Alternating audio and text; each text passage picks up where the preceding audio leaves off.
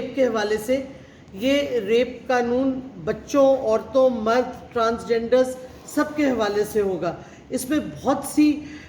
چیزیں ہیں جو میں سمجھتی ہوں بہت امپورٹنٹ ہیں اور بہت پروگریسو ہیں، اور کیا کہتے ہیں اس سے بہت سے فائدے ہوں گے